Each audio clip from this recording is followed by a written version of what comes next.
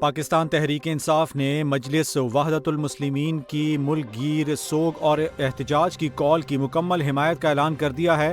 اسلام آباد کے علاقے ترلائی میں مسجد و امام بارگاہ پر خودکش حملے میں شہداء کی تعداد 33 ہو گئی۔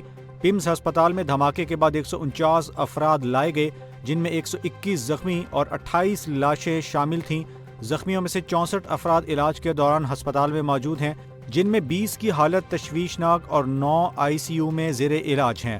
زخمیوں کا علاج سرجیکل وارڈ 1 اور 4 اور پولی کلینک اسپتال میں جاری ہے، جبکہ متاثرین کے لواحقین کو میتیں حوالے کر دی گئی ہیں۔ یہ حملہ گزشتہ روز امام بارگاہ مسجد ختیجۃ الکبریٰ میں ہوا تھا، جس نے ملک بھر میں ہلچل مچا دی ہے۔ T20 ورلڈ کپ کے افتتاحی میچ میں پاکستان نے نیدرلینڈز کو سنسنی خیز مقابلے کے بعد 3 وکٹوں سے شکست دے کر ایونٹ کا آغاز کر لیا۔ کولمبو میں کھیلے جانے والے میچ میں پاکستان 148 رنز کا ہدف 19.3 اوورز میں حاصل کیا۔ مشکل صورتحال میں فہیم اشرف نے 11 گیندوں پر 29 رنز کی جارحانہ اننگز کھیل کر ٹیم کو فتح دلائی، جبکہ شاہین شاہ افریدی 5 رنز بنا کر ناٹ آؤٹ رہے۔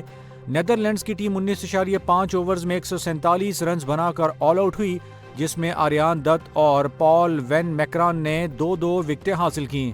پاکستان کے بہترین بلے بازوں میں صاحبزادہ فرحان 47 اور سائم ایوب 24 رنز بنا کر نمایاں رہے۔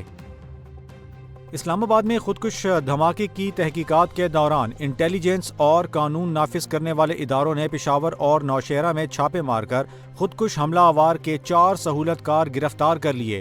آپریشنز میں ٹیکنیکل اور ہیومن انٹیلیجنس بروئے کار لائی گئی اور مبینہ حملے آور کے 2 بھائی اور بہنوئی کو بھی گرفتار کیا۔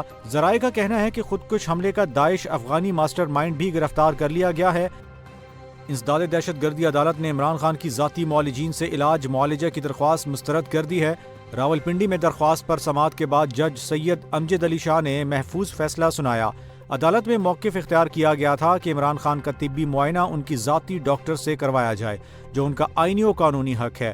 وکیل صفائی نے دلائل دیے کہ ماضی میں سابق وزیراعظم نواز شریف کو بھی ذاتی معالجین کی سہولت دی گئی، تاہم عدالت نے قرار دیا کہ جیل رولز کے مطابق عمران خان کا مناسب علاج جاری ہے، اسی لیے درخواست منظور نہیں کی جا سکتی۔